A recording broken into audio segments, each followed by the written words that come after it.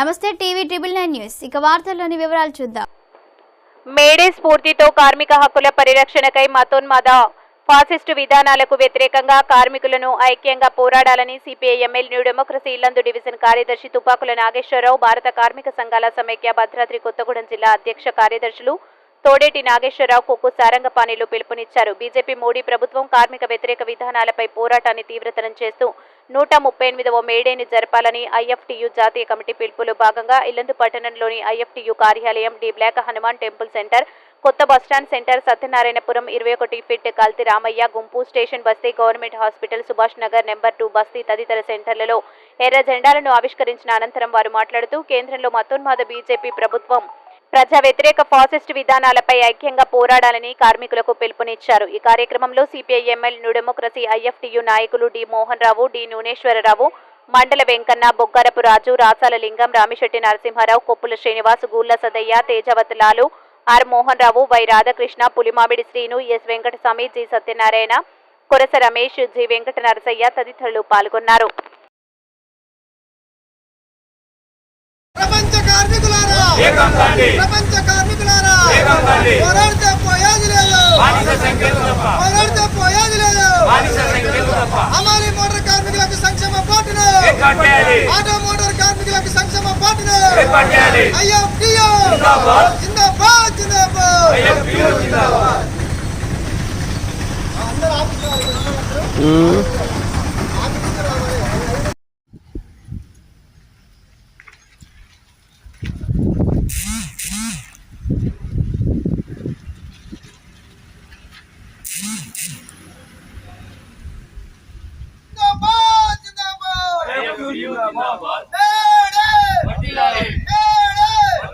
ప్రపంచ కార్మికులారా ప్రపంచ కార్మికులారా పోరాడితే పోయేది లేదు, పోరాడితే పోయేది లేదు.